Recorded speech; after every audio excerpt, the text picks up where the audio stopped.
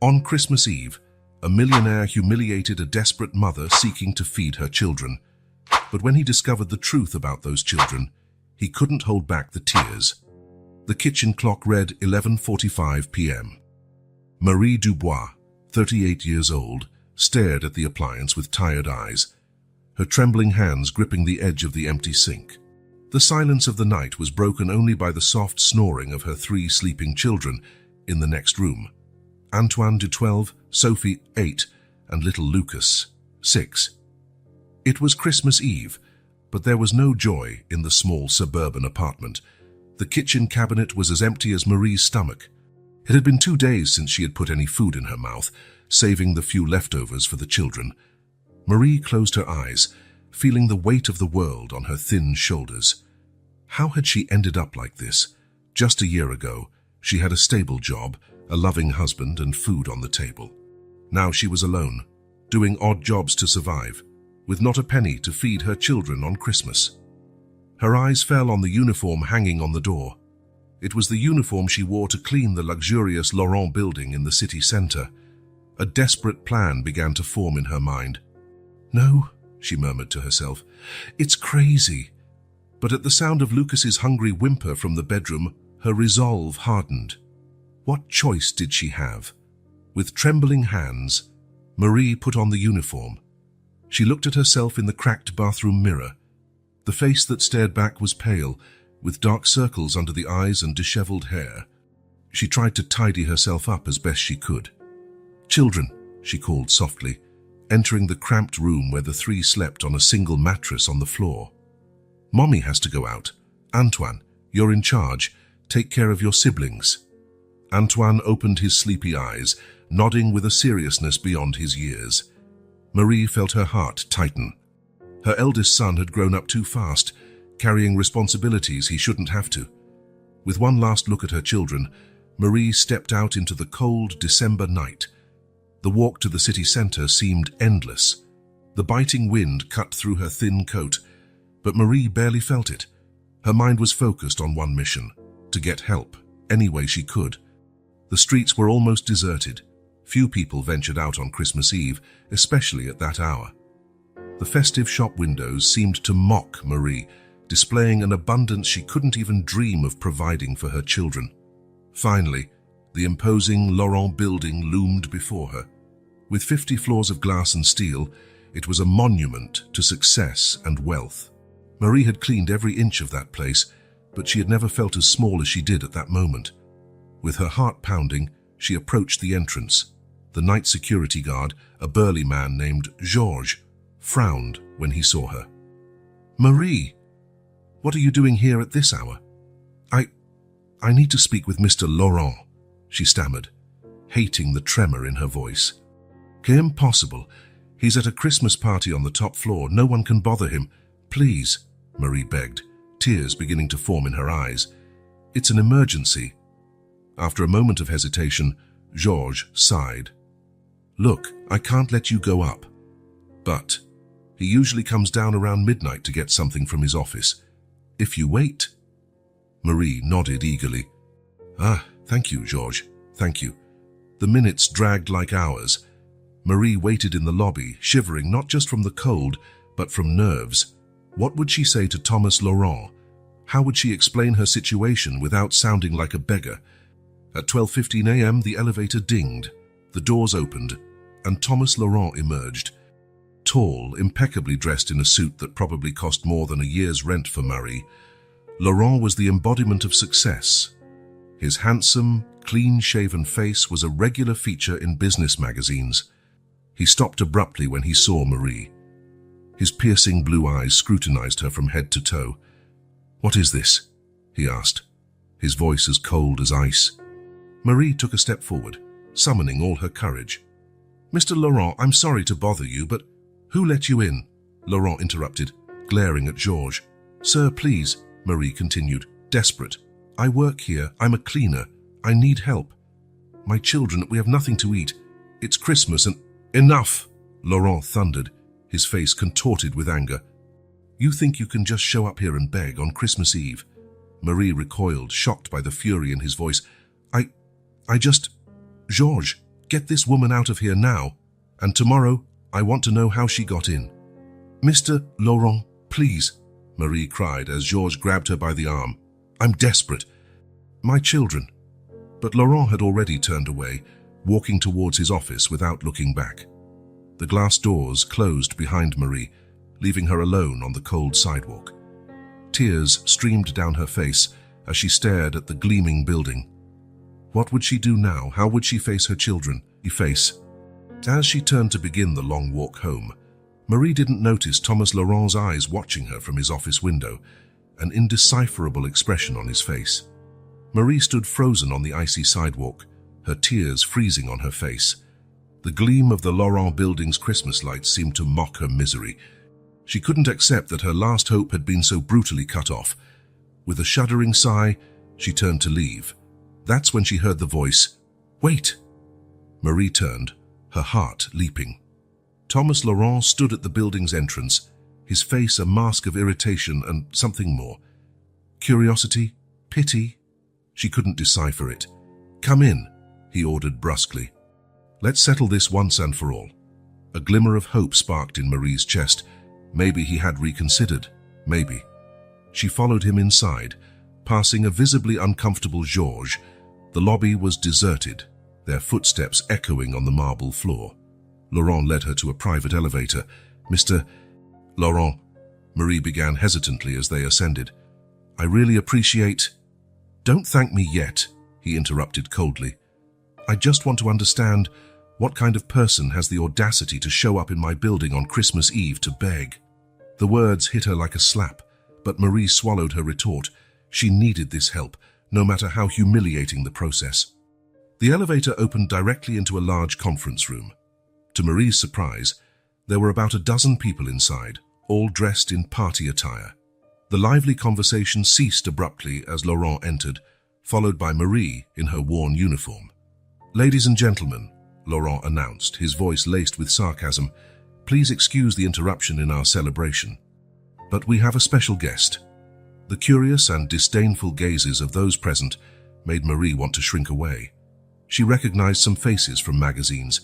They were all powerful executives, Laurent's colleagues.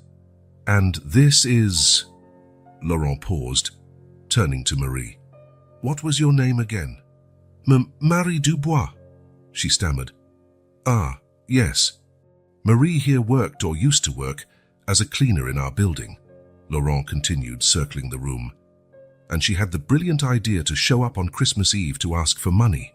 Suppressed laughter echoed through the room. Marie felt her face burn with shame. "Mr. Laurent, please," she implored softly.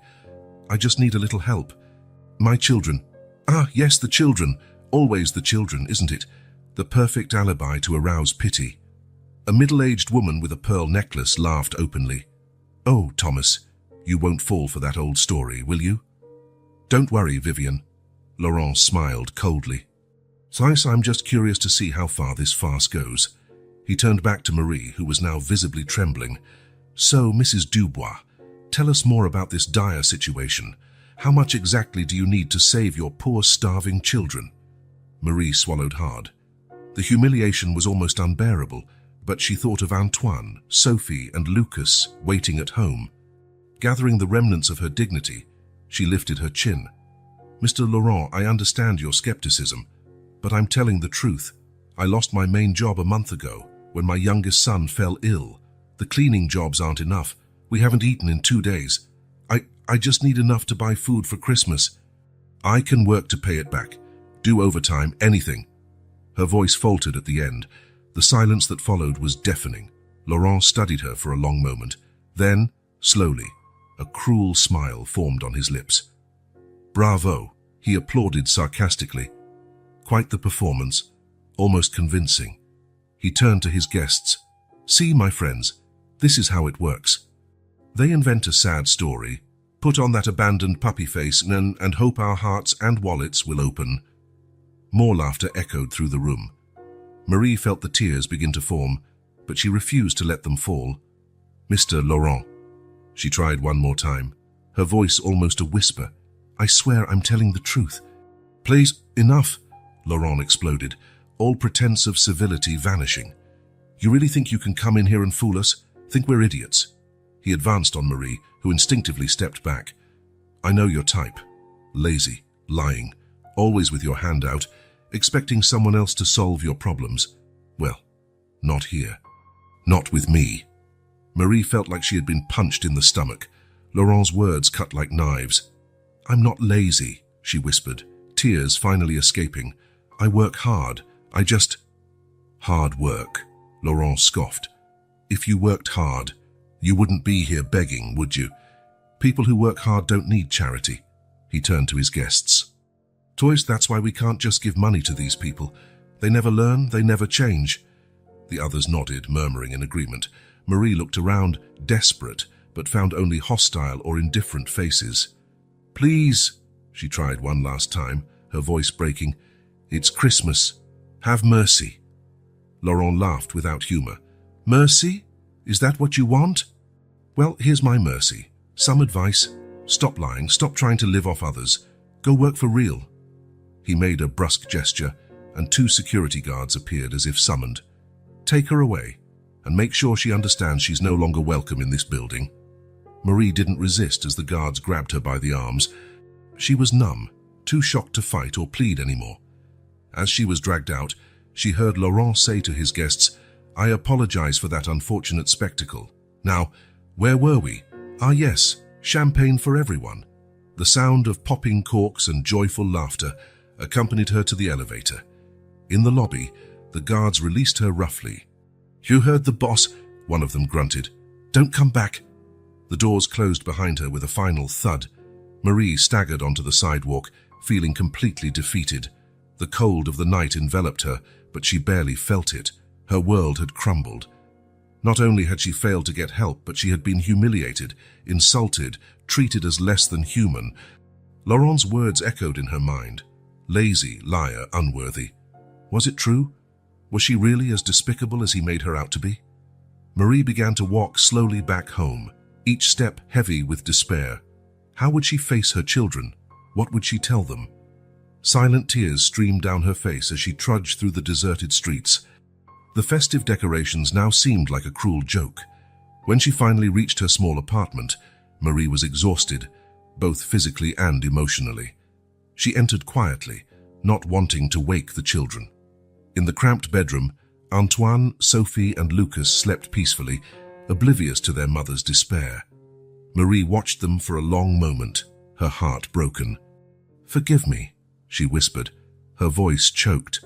I failed you. She slid to the floor, leaning against the wall, and finally let the sobs come. There, in the darkness of Christmas Eve, Marie Dubois cried for her shattered dreams, her destroyed hopes, and the uncertain future that awaited her small family. The clock on the wall read 2:15 a.m. when Marie finally managed to get up from the floor.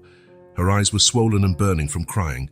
She looked at her still sleeping children and felt a pang of guilt for her moment of weakness. She couldn't give up. They needed her. With silent steps, Marie went to the kitchen, hoping against hope to find something, anything, she could give the children in the morning. She opened the empty cabinets, the barren fridge. Nothing, not even a crumb of bread. A noise from the bedroom made her turn quickly. Lucas and her 6-year-old one stood in the doorway, rubbing his sleepy eyes. Mommy? He called softly.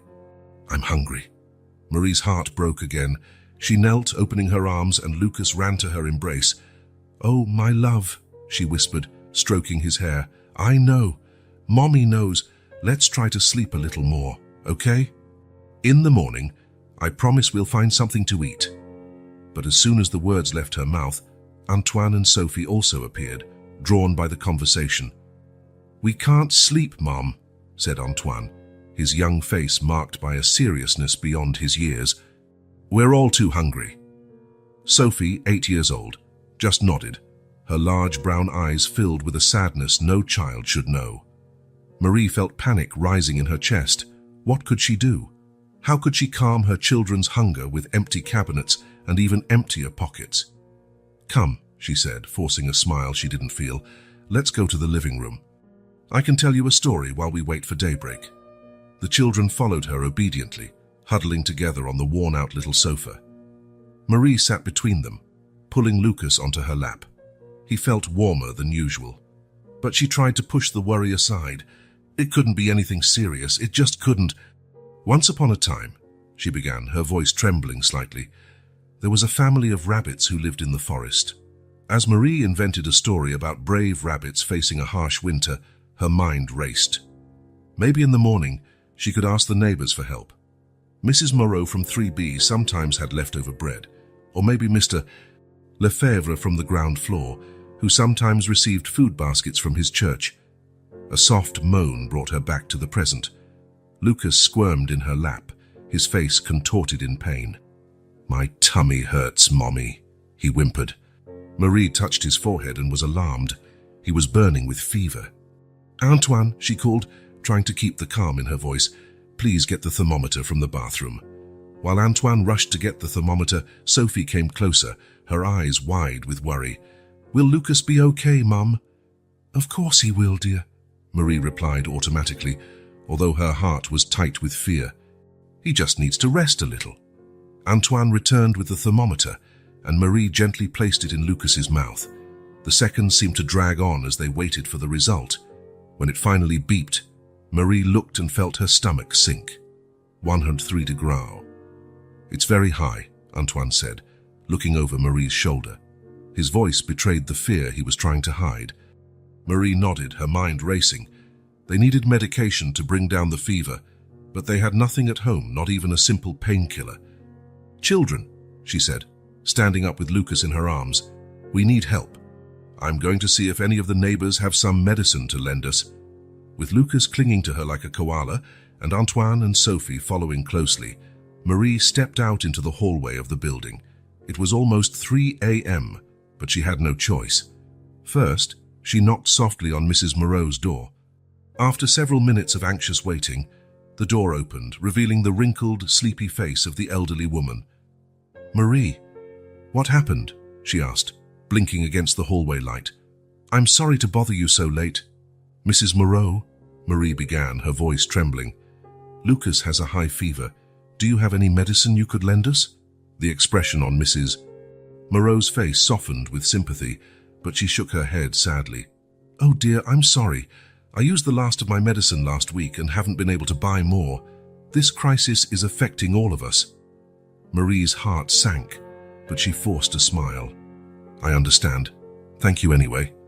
They tried 2 more doors but found only apologetic faces and empty hands. Poverty had spread through the building like a disease, leaving everyone without resources to help each other. Back in the apartment, Marie laid Lucas down in bed, trying to make him as comfortable as possible.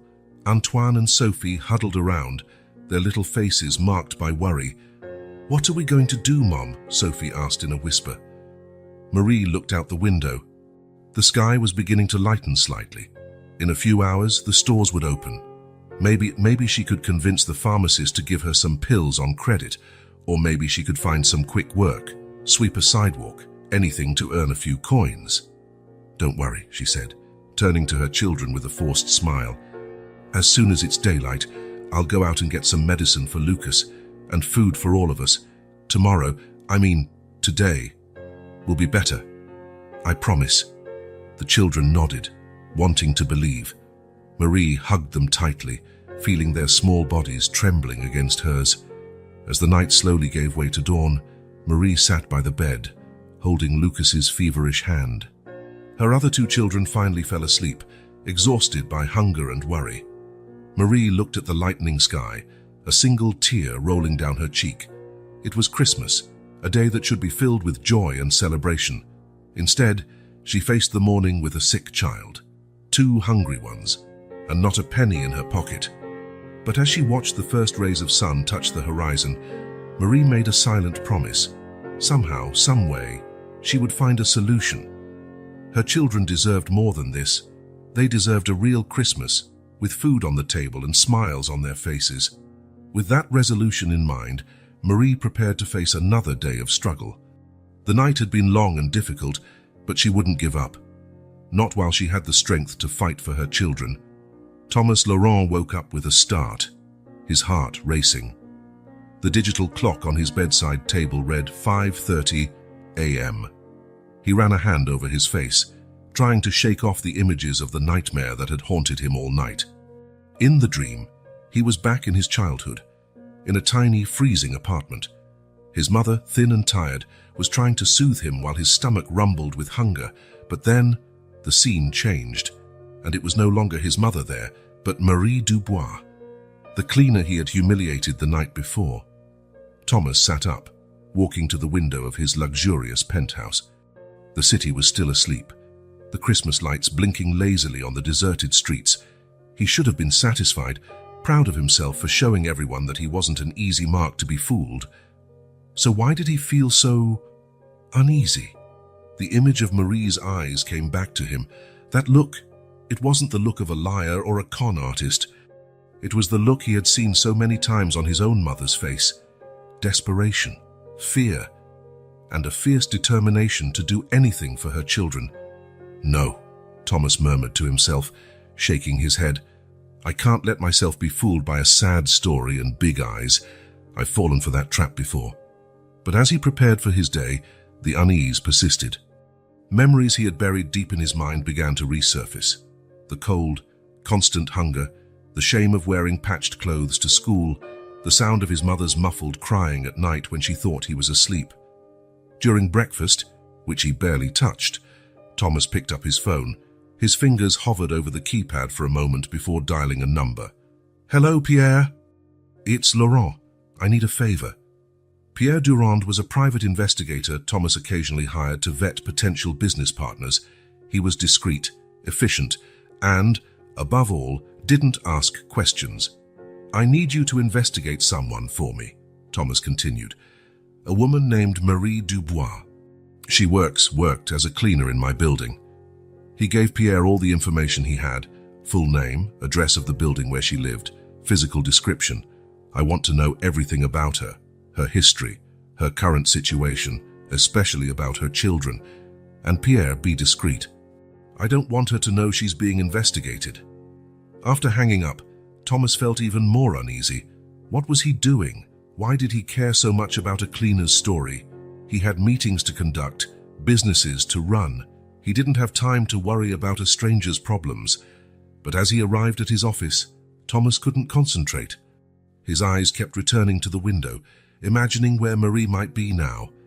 Had she really gone home to hungry children on Christmas, or was it all just an elaborate lie?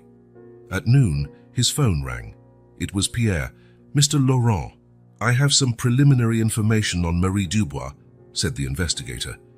Thomas straightened in his chair. Go ahead. She does indeed have 3 children. Antoine, 12, Sophie, 8, and Lucas, 6. Widowed for 2 years. Her husband died of cancer. They lost everything paying for the treatment. Thomas felt a knot form in his stomach. Continue. She works 3 different jobs: cleaner in your building during the day, waitress at a cafe at night, and on weekends she does odd jobs as a seamstress. Even so, she can barely make ends meet. Pierre's voice hesitated for a moment. Mr. Laurent, I must say, the situation seems quite dire. The neighbors report that the children often seem hungry. Marie herself. What? Thomas pressed, his voice harsher than he intended. Well, she apparently donates blood regularly to get the food vouchers they offer, even though she's visibly anemic. Thomas closed his eyes, feeling a wave of nausea. The image of his own mother, pale and weak, forcing a smile as she gave him the last piece of bread, flashed in his mind. Mr. Laurent, are you still there? Thomas cleared his throat. Yes, Pierre, keep me updated regularly. After hanging up, Thomas sat in silence for long minutes. The guilt that he had tried to ignore now consumed him. He had not only denied help to a desperate mother, but he had humiliated her publicly. On Christmas, what have I become? He murmured to himself, looking at his reflection in the office window. The man staring back at him was successful, powerful, respected, but at that moment, Thomas could only see the scared, hungry boy he once was. The boy who had sworn he would never go hungry or cold again. The boy who had promised he would one day help others like him. Somewhere along the years, amid the ruthless negotiations and the relentless pursuit of more success, Thomas had forgotten that promise. He had forgotten where he came from. With trembling hands, he picked up the phone again. "Pierre, I need you to do something else for me." As he gave the investigator new instructions, Thomas felt something stir within him. It was more than guilt or remorse. It was a resolve, a determination to right his wrong, to do the right thing. He didn't know exactly what he would do or how he would help Marie and her family, but he knew he couldn't pretend he didn't care anymore. He couldn't hide behind his wealth and power, ignoring the suffering of others. When he finally hung up the phone, Thomas stood up and walked to the window. Outside, the city continued its frenetic routine, oblivious to the drama unfolding within that office. But for Thomas Laurent, the world had changed, and he knew he would never be the same. Thomas Laurent's office was silent, except for the soft hum of the air conditioning. It had been 2 days since he hired Pierre to investigate Marie Dubois, and now the detective sat across from him, a thick folder in his hands. "Mr. Laurent," Pierre began, his voice professional but with a note of compassion, "I have the full report on Marie Dubois and her family. I must warn you, it's not an easy read." Thomas nodded rigidly, bracing himself. "Go ahead, Pierre, I want to know everything." Pierre opened the folder and began to read. Marie Dubois, 38 years old, widowed, 3 children, Antoine, 12, Sophie, 8, and Lucas, 6. Her husband, Jean Dubois, passed away 2 years ago due to aggressive cancer.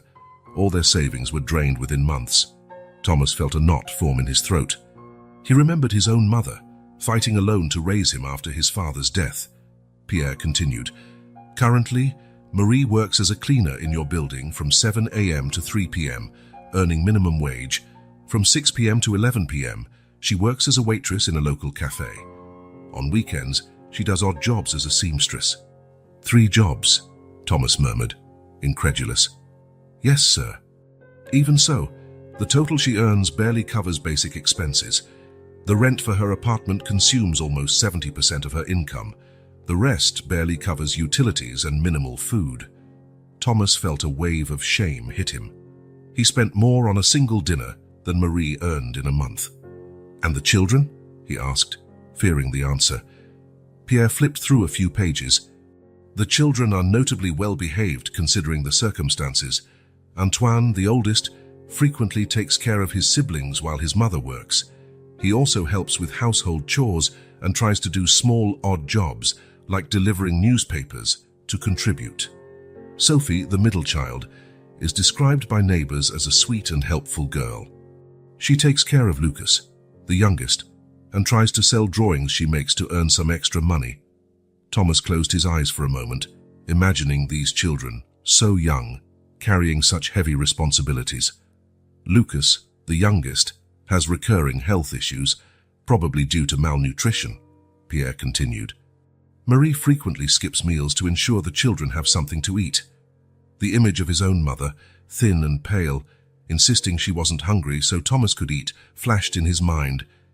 He felt nauseous. "There's more, Mr. Laurent," Pierre said, his voice softening. "The apartment has only 1 bedroom. Marie sleeps on the living room floor so the 3 children can share the only bed."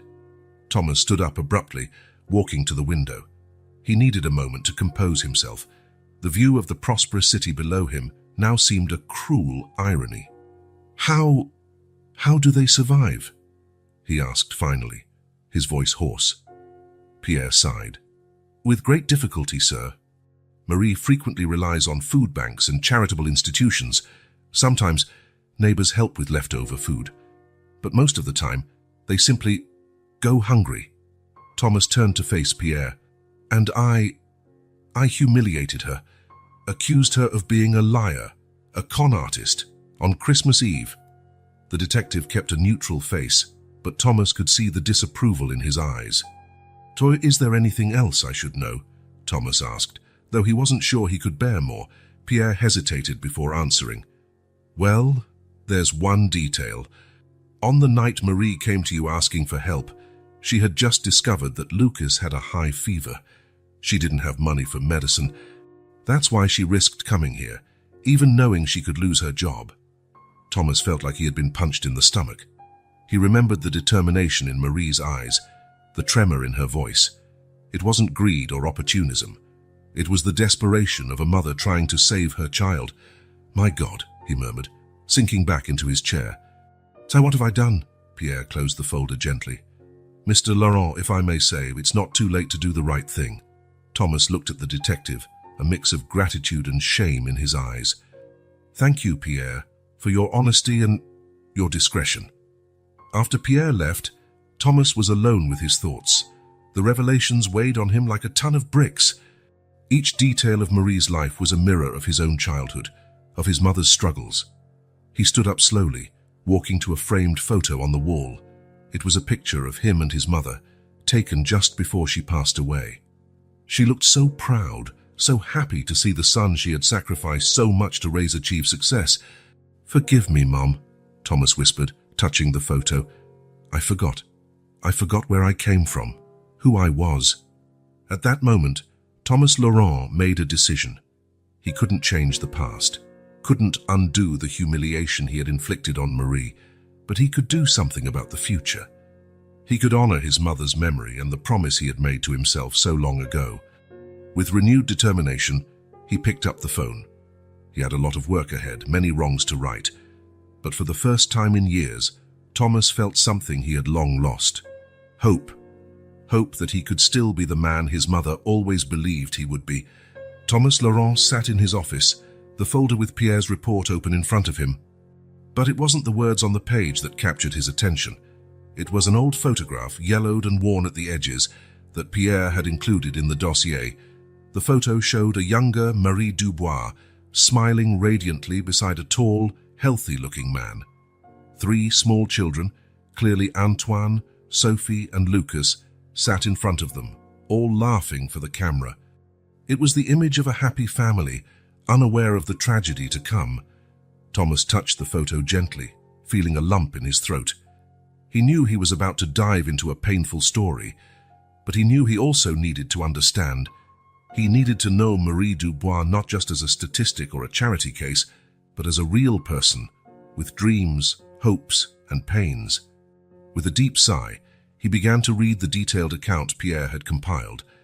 Marie Fontaine was born in a small town in the French countryside, the daughter of farmers.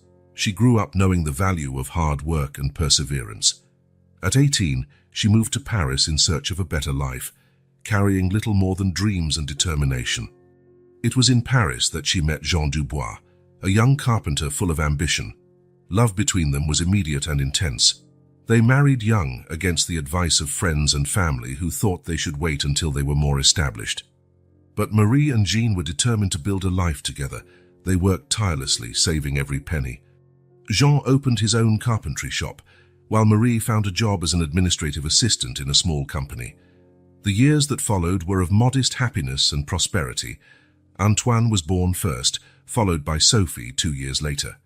The family was complete when Lucas arrived. 6 years after Antoine, Thomas paused, looking at the photo again. He could see the love and hope in the eyes of that young family. Involuntarily, his mind wandered to his own childhood memories, to the rare moments of happiness before illness took his father.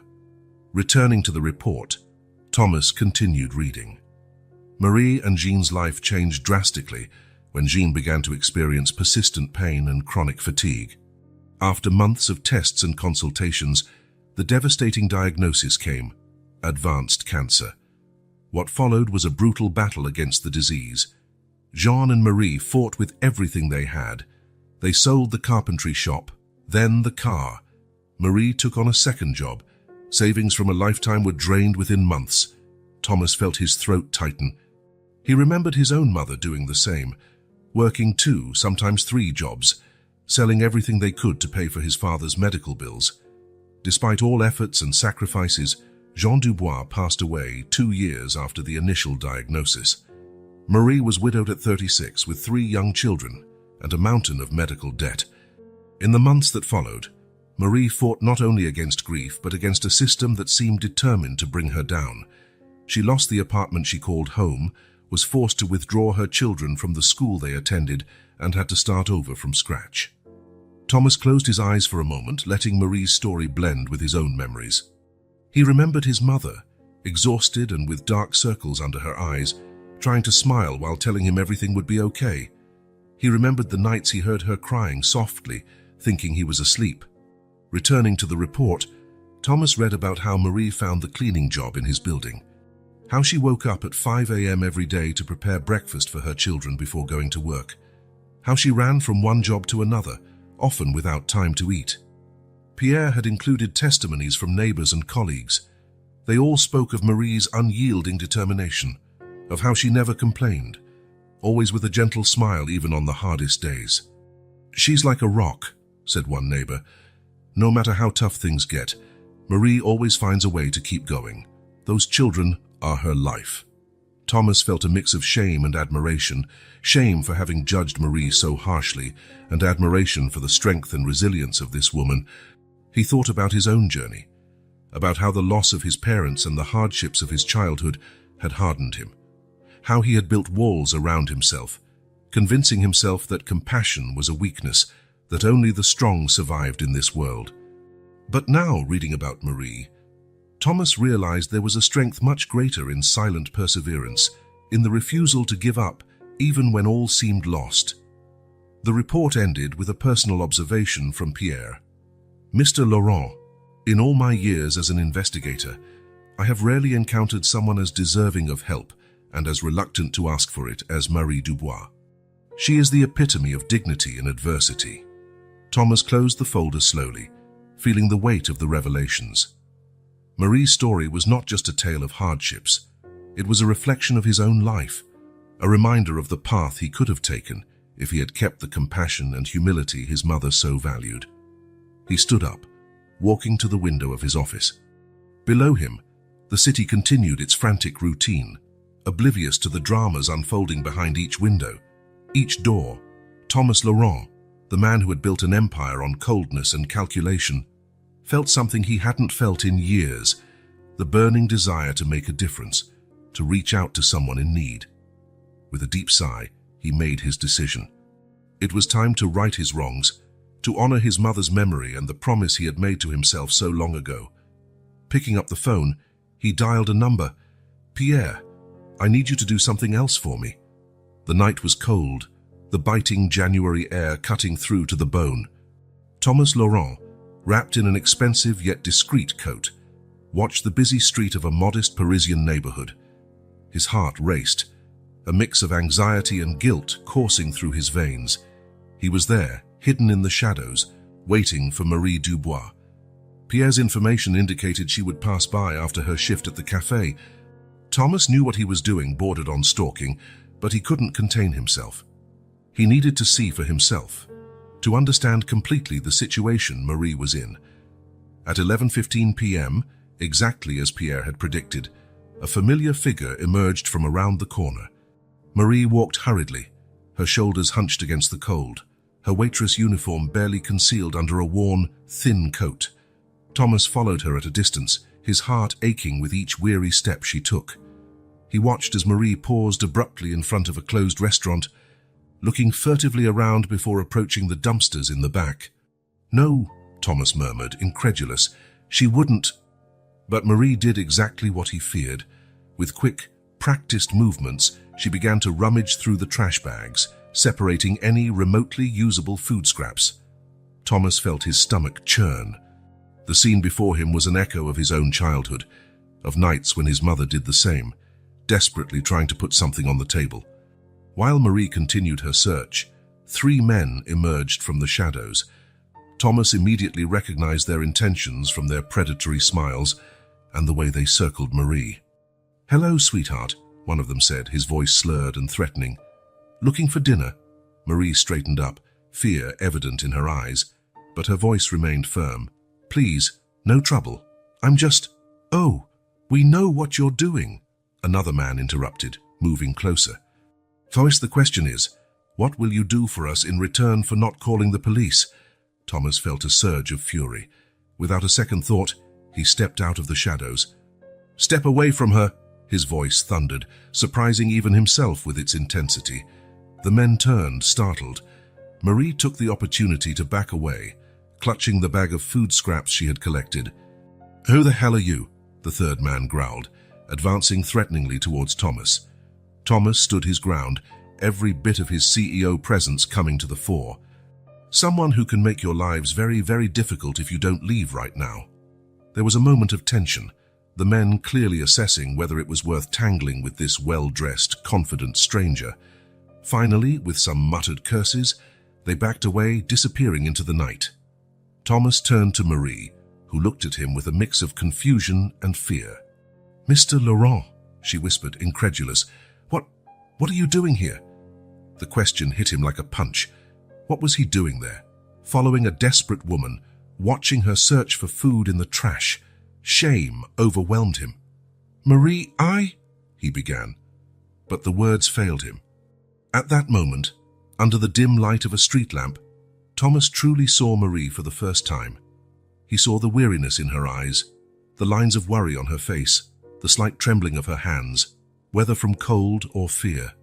And then, like a dam breaking, all the emotions Thomas had repressed for years came flooding out. Tears began to stream down his face, to his own astonishment. "Forgive me," he sobbed, his voice broken. "Please, forgive me." Marie, momentarily forgetting her fear and confusion, took a hesitant step towards him. "Mr. Laurent, are you all right?" Thomas shook his head, unable to contain the tears. "No, nothing is all right. What I did, how I treated you, it's unforgivable." Marie stood in silence, watching this powerful man crumble before her.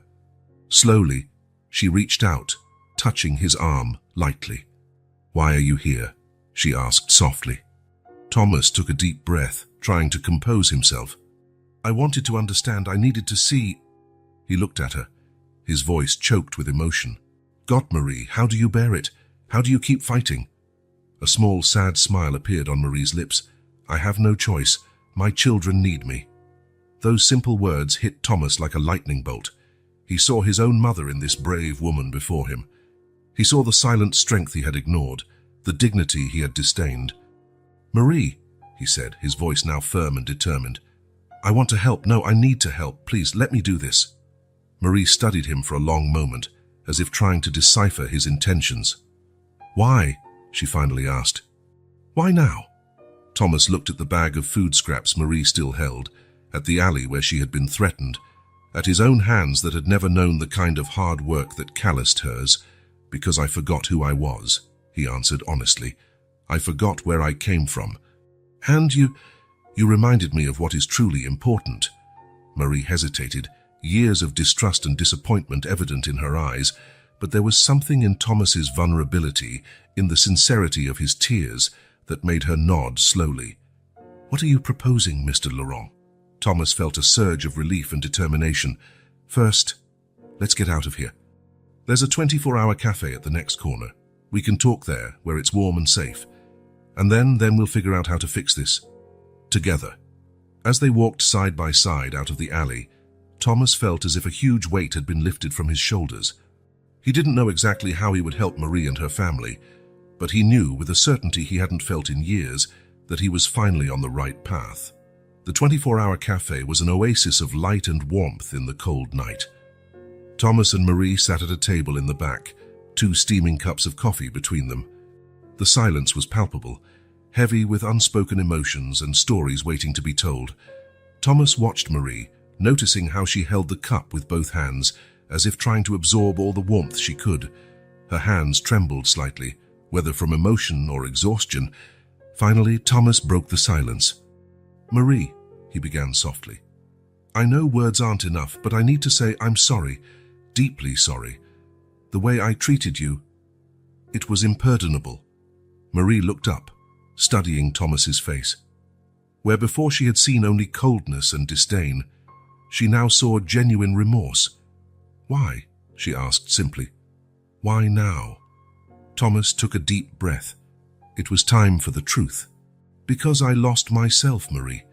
I lost myself in my pursuit of success and power. I forgot where I came from, what truly matters." He paused, gathering courage. "My childhood, it wasn't much different from your children's." Marie arched her eyebrows, as surprised. Thomas continued, "My father died when I was young. Cancer, like your husband. My mother, she did what you do, worked multiple jobs, sometimes scavenged for food, did everything to keep me fed and in school. Thomas's hands trembled slightly as he spoke. I promised myself I would never go hungry again, that one day I would have enough to help others. But somewhere along the way I forgot that promise. Marie listened attentively, her eyes softening a bit. It's hard to believe that the powerful Thomas Laurent ever went hungry. Thomas smiled sadly. Believe it. There were nights I went to bed with an empty stomach, dreaming of the day I would have enough food. He reached out, hesitantly touching Marie's hand. But seeing you, your struggle, your dignity, it reminded me of the monster I had become. Marie looked at him, her expression a mix of caution and hope. What do you want from me, Mr. Laurent? Nothing, he replied quickly. I want to help, truly help. Please let me do this. Marie didn't pull her hand away, but her expression was still cautious. Kiana can't accept charity. My children, it's not charity, Thomas interrupted gently. Consider it a settling of accounts for the way I treated you, for the job I unjustly took from you. He saw the hesitation in her eyes and decided to be more specific. Let's start with the basics.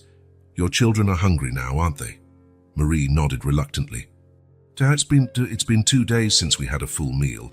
Thomas's heart ached. Then let's fix that now. There's a 24-hour supermarket a few blocks from here. Let's go buy some food for your family. Marie seemed about to protest, but Thomas continued. Please, Marie, let me do this. If afterward you decide you don't want my help anymore, I'll respect your decision.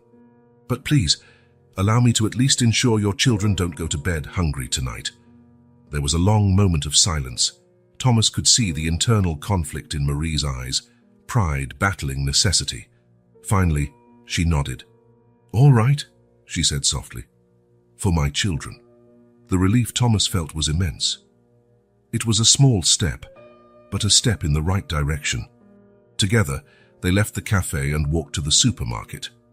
As they walked through the aisles, Thomas noticed how Marie hesitated before each item, clearly calculating prices and needs.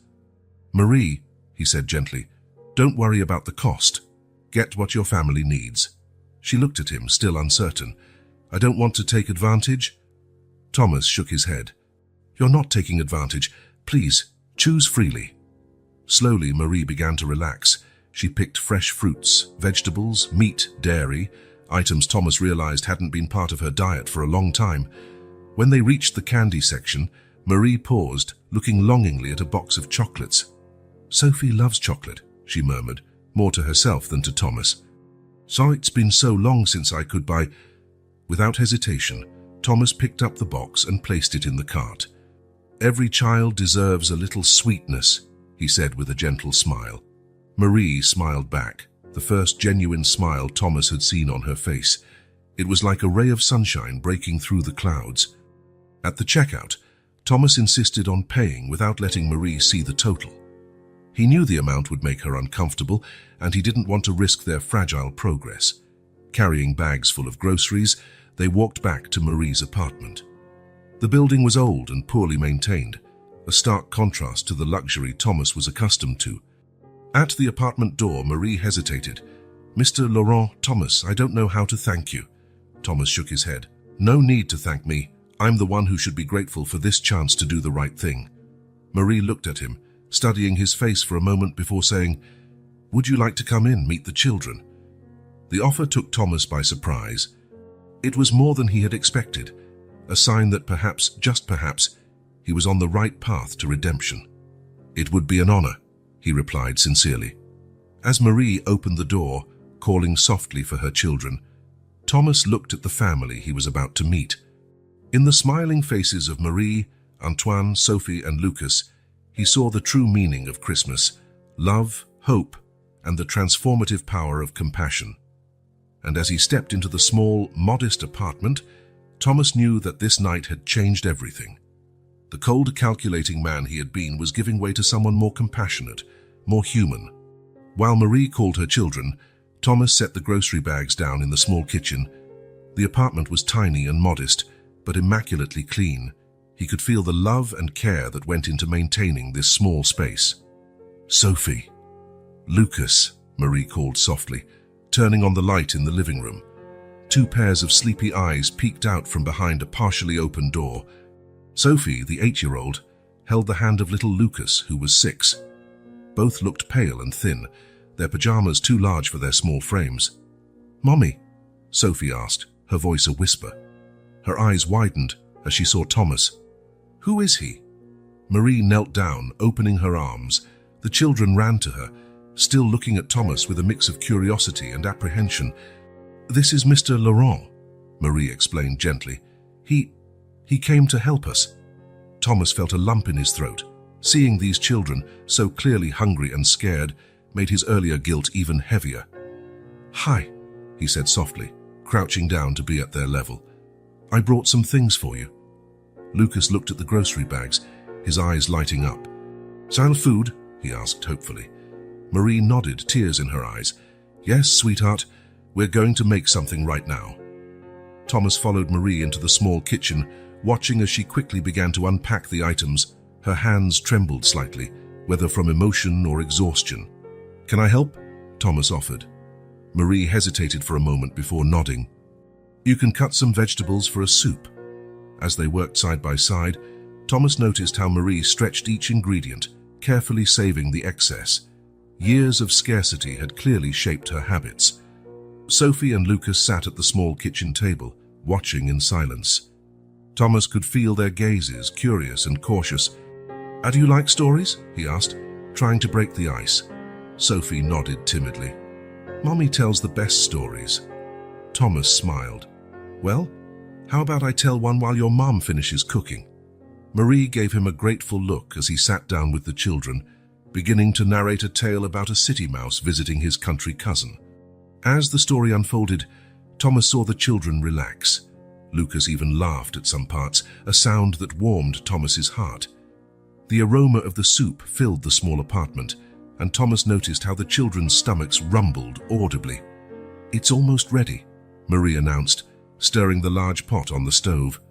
As she served the steaming bowls, Thomas couldn't help but notice how Marie's portions were smaller than the children's. "Marie," he said softly, "there's more than enough. Please, serve yourself properly." She blushed slightly, but added more to her bowl. The silence that followed was broken only by the sound of spoons against bowls.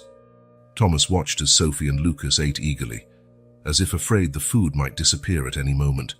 "It's delicious, Mommy," Sophie said between spoonfuls. Marie smiled, tears in her eyes. "I'm glad you like it, sweetheart." As they ate, Thomas noticed the absence. "So, Marie," he asked hesitantly, "where is Antoine?" The smile faded from Marie's face, replaced by an expression of worry. He went out early this morning, said he was going to look for some work, deliver newspapers or something." Thomas felt his heart tighten. A 12-year-old boy shouldn't be out on the streets looking for work, especially on a cold night like this. "So does he often stay out this late?" Thomas asked, trying to keep his voice calm. Marie shook her head, her worry evident. "No, usually he comes back before dark. I was so focused on getting food that I didn't realize how much time had passed." Thomas could see the weight of guilt on Marie's shoulders. "Don't blame yourself," he said gently. "You were doing the best you could in an impossible situation." Marie nodded, but Thomas could see she wasn't fully convinced. "Mommy," Lucas said, his voice small and sleepy, "will Antoine like the soup when he comes back?" Marie forced a smile. "Of course he will, sweetheart. We'll save some for him." As the children finished eating, Thomas and Marie exchanged worried glances. The absence of Antoine hung over them like a dark cloud. "Sophie," Lucas said timidly, "thank you for the food and for the story." Thomas felt his heart melt. "You're welcome, Sophie. And you can call me Thomas."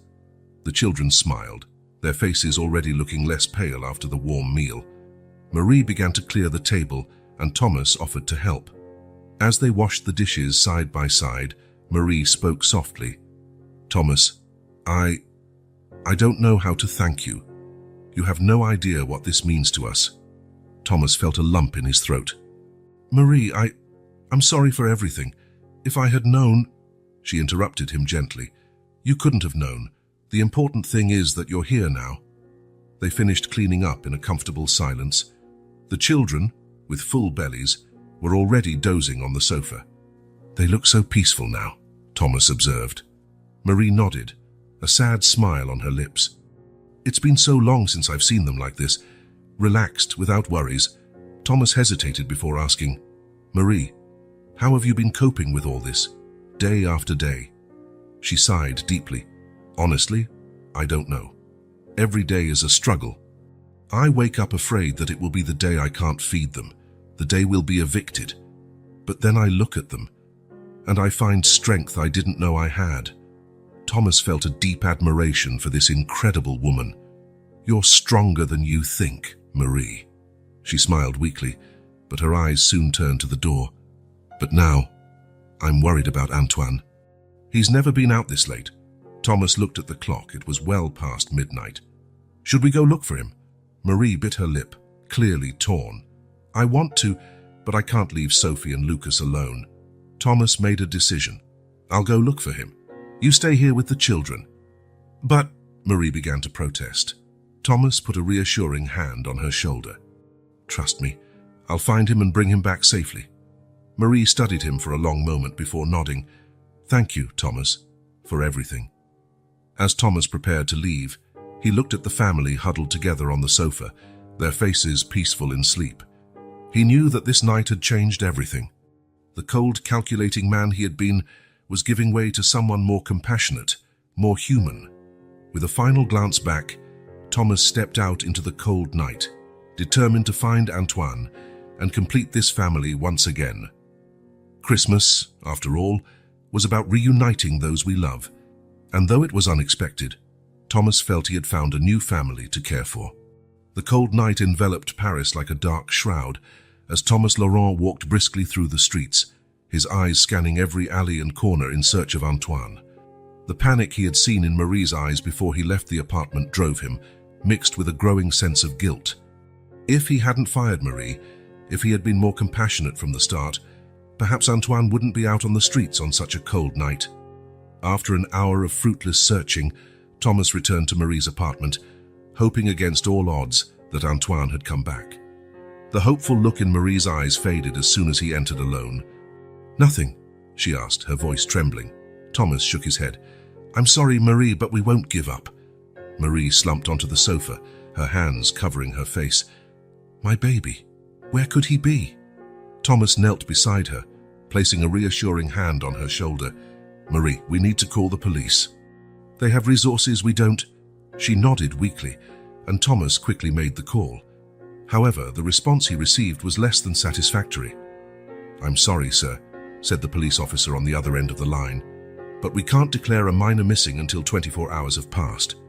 Besides, given the area and the circumstances, it's likely the boy is just wandering around."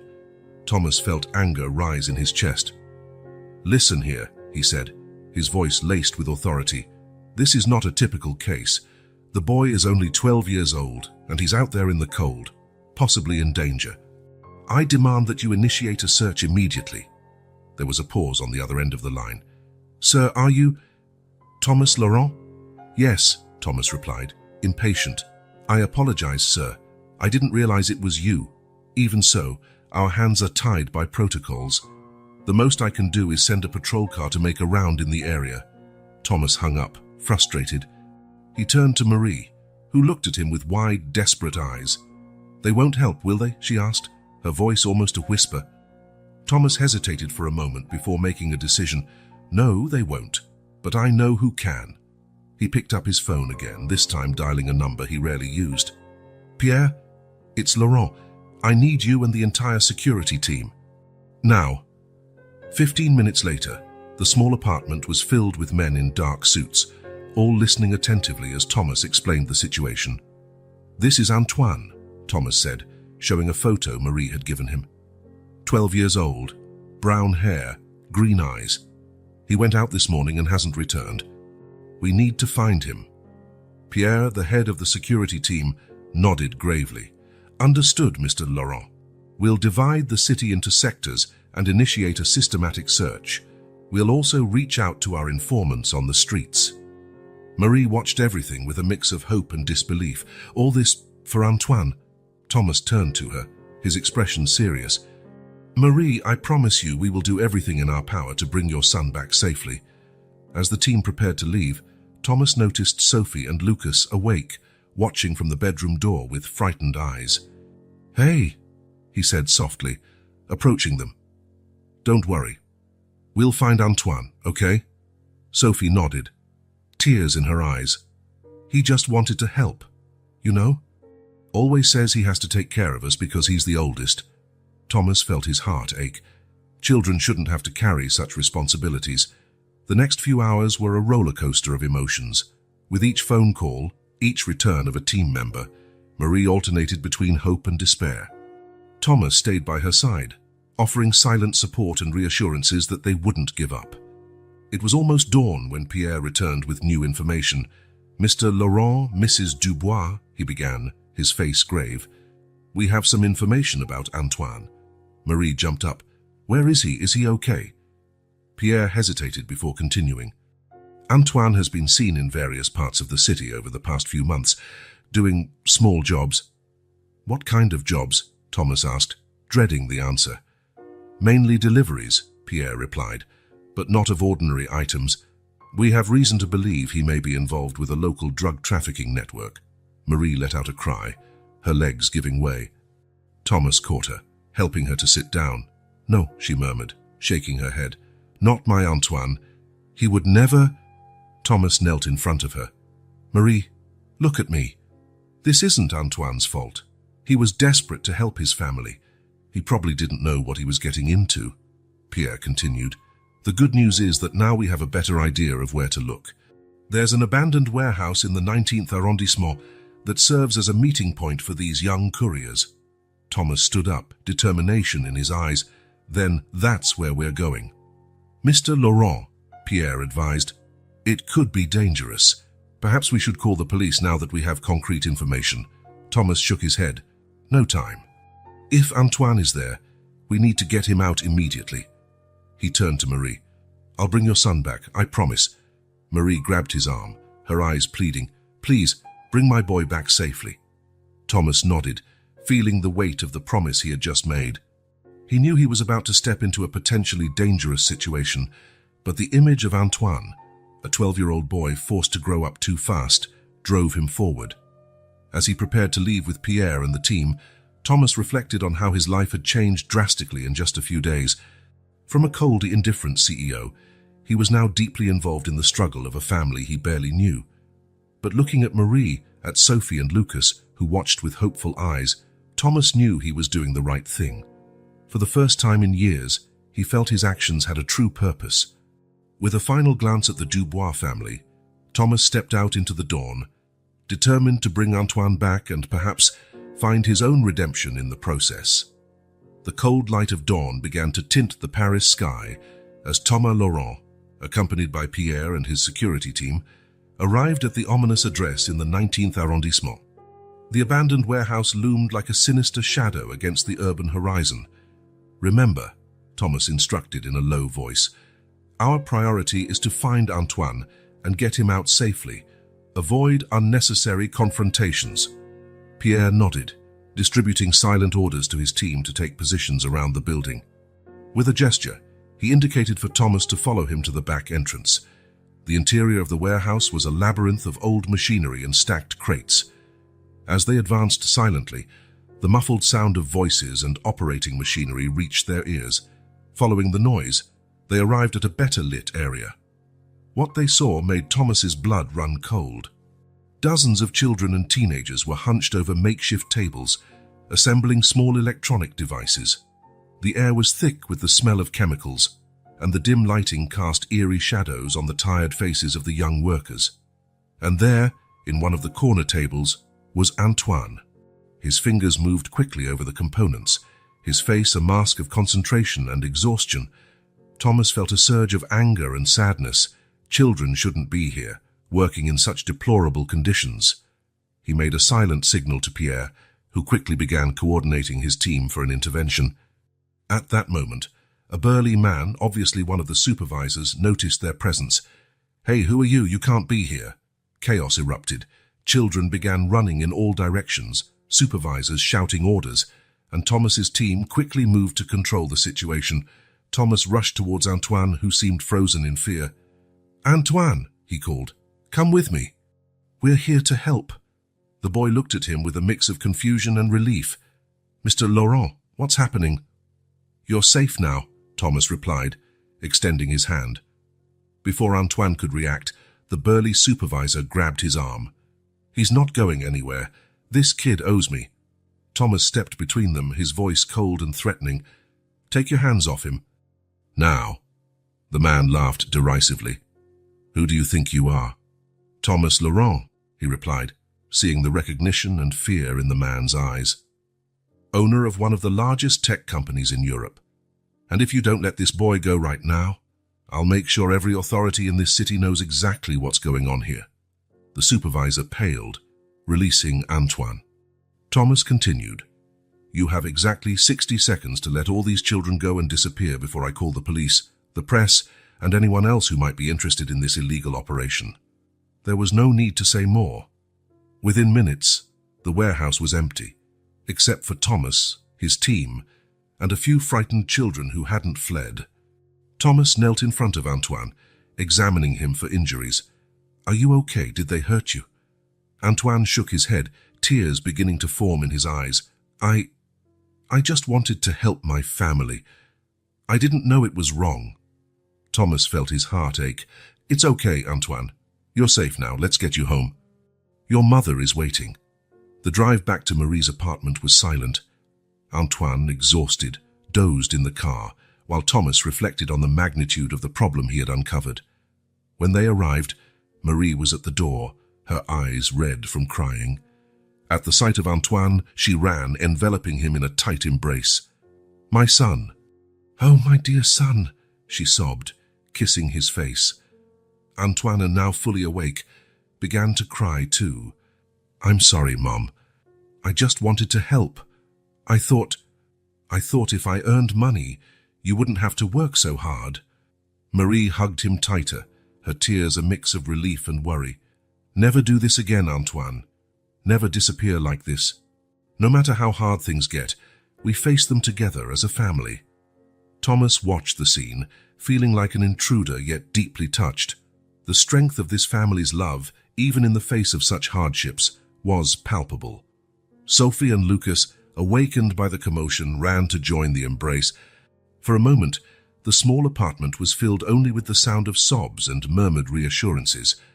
Finally, Marie turned to Thomas, her eyes shining with gratitude. "How can I thank you? You brought my son back." Thomas shook his head, feeling humbled before the emotion of the family. "No need to thank me, Marie. I feel like I've finally done something truly important." He looked at Antoine, then at Sophie and Lucas, and finally back at Marie. The reality of their situation, the depth of the poverty that drove children to such dangerous situations, hit him with full force. "Marie," he said, his voice choked with emotion, "I promise you and your children that your lives will change from now on.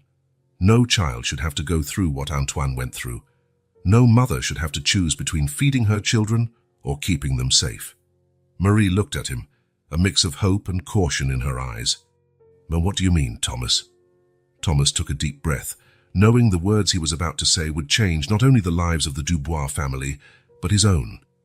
"I want to offer you a job in my company, Marie, a real job, with a fair salary and benefits that will allow you to take care of your family without worrying about basic needs." Marie's eyes widened in surprise. "But I don't have any qualifications for—" Thomas interrupted her gently. "You have the most important qualification, integrity. The rest we can teach. Besides, after what I've seen tonight, I realize my company needs someone with your perspective, someone who understands the true struggles of people." He turned to the children. "And for you, I promise that you will have the opportunity to be real children. School, extracurricular activities, everything you need to grow up healthy and happy." Antoine, still in his mother's embrace, looked at Thomas with tear-filled eyes. "Does that mean I won't have to work anymore?" Thomas nodded, feeling a lump in his throat. No, Antoine. Your only job now is to study and take care of your family the right way, by being a good son and brother. Marie, overwhelmed by the emotions, could only nod, unable to form words. Thomas continued, his voice firm and determined. This is just the beginning. What I saw tonight, what I've learned about your struggles, has made me realize I need to do more. Not just for your family, but for all families facing similar situations. He looked out the window, the sun rising over the city. From today on, my company will have a new mission. We will create support programs, job opportunities, and education. We will work to ensure that no child in Paris has to choose between school and work, that no mother has to sleep on the floor so her children can have a bed. Marie finally found her voice, choked with emotion. Thomas, this is incredible. But why? Why for us? Thomas smiled, feeling a peace he hadn't experienced in years. It's because you reminded me of what truly matters in life. You reminded me of who I used to be and who I want to be again. As the family looked at him with hope and gratitude, Thomas knew his life had changed forever. The cold, calculating man he had become was giving way to someone more compassionate, more human. And as the new day dawned over Paris, Thomas Laurent made a silent promise to himself. From this moment on, every day would be an opportunity to make a difference, to transform lives, starting with the family before him and reaching out to all those in need of a second chance. The banquet hall of Laurent Technologies sparkled with thousands of Christmas lights, the air filled with the scent of cinnamon and pine. Happy families crowded the space, their laughter and lively conversations creating an atmosphere of contagious joy. At the center of it all, a majestic Christmas tree awaited the special moment of being lit. Thomas Laurent watched the scene with a serene smile, barely recognizing the man he had been just a year ago. His gaze wandered through the hall until it found the family that had changed his life, the Dubois. Marie, elegant in a simple red dress, was engaged in an animated conversation with a group of executives. Her bearing exuded confidence, far removed from the desperate woman who had begged for help that fateful Christmas Eve. Not far away, Antoine, now 13, was deeply engrossed in a heated discussion with some of the company's lawyers.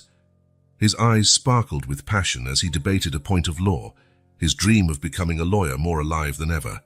Sophie, at 9, proudly displayed her drawings to an admiring group of children and adults. Her artistic talent, once stifled by the need for survival, now flourished with classes and proper materials. Little Lucas, now 7, ran among the guests, his cheeks rosy and his laughter crystal clear, a testament to a childhood reclaimed and a health restored. Thomas felt a wave of emotion as he saw the transformation of the family. It wasn't just their appearance, though they were visibly healthier and better dressed. It was the light in their eyes, the confidence in their smiles, the hope in their gestures. A soft touch on his shoulder brought him out of his thoughts. It was Pierre, his loyal assistant. "It's time for your speech, Mr. Laurent," he said gently. Thomas nodded, taking a deep breath. This moment meant much more than a simple end-of-year corporate speech. Stepping onto the small stage, Thomas felt all eyes turn to him. The hall fell silent in anticipation. "Good evening, everyone," he began, his voice clear and emotional. "A year ago, I was in my office, celebrating another year of record profits and business achievements. I believed success was measured in numbers, in signed contracts, and in business magazine headlines." He paused, his eyes meeting Marie's in the crowd. But then something happened, or rather someone happened. A brave woman, desperate to feed her children, showed me the true meaning of strength, dignity, and love. Thomas continued, briefly recounting Marie's story, careful not to expose intimate details, but honest enough for everyone to understand the magnitude of the transformation. What I learned from Marie and her family made me question everything I thought I knew about success and value. I realized that our true wealth is not in our bank accounts, but in our ability to make a difference in the lives of others. He then spoke about the changes implemented in the company over the year, the assistance program led by Marie, the scholarships for young people from underprivileged communities, the retraining project for unemployed adults. Each life touched, each family helped, each child who now has a brighter future. This is the true legacy I want to leave, not just as a businessman, but as a human being. Thomas looked at Antoine, smiling. We have future lawyers among us who will one day fight for justice in the courts. His gaze moved to Sophie. Artists whose works will one day inspire the world. Finally, to Lucas, and little geniuses who, I am sure, will one day make discoveries that will change our lives. Turning back to the audience, Thomas continued. But most importantly, we have families united, children who can be children, parents who no longer have to choose between food and medicine. His voice trembled slightly with contained emotion. And this Christmas is not just a celebration of the birth of Christ, it is a celebration of the rebirth of our humanity, of our compassion. It is a reminder that we all deserve a second chance, and that each of us has the power to be that light in someone's life.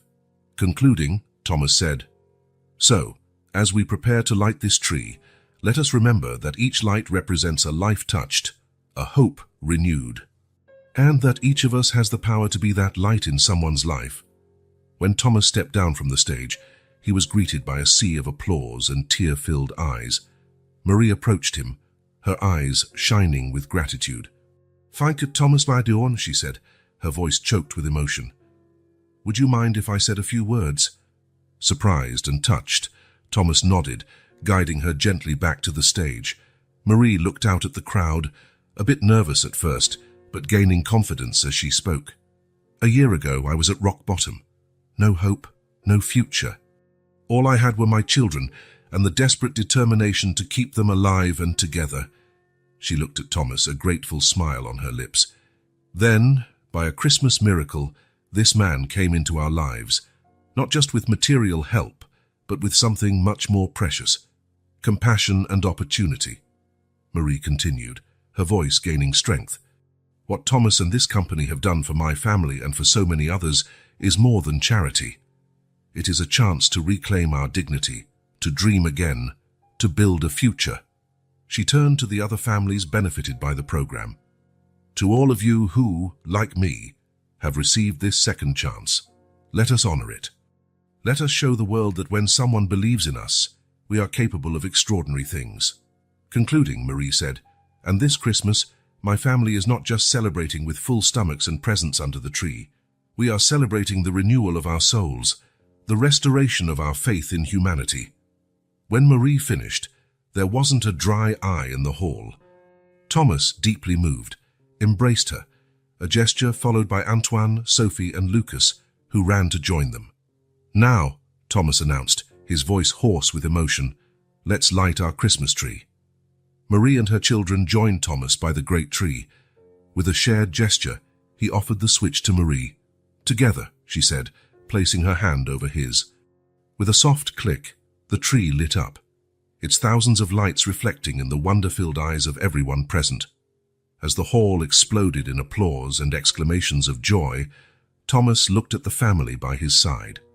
In the smiling faces of Marie, Antoine, Sophie, and Lucas, he saw the true meaning of Christmas: love, hope, and the transformative power of compassion. At that moment, Thomas Laurent knew he had found his true purpose.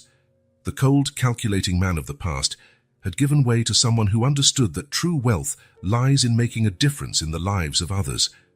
And as the celebration continued around him, with families rejoicing not just in Christmas but in a new chance at life, Thomas made a silent promise. This was just the beginning. He would dedicate the rest of his life to spreading this light of hope, one heart at a time. For Christmas, after all, was not just a date on the calendar. It was a state of mind, a promise of renewal and love that should last all year round.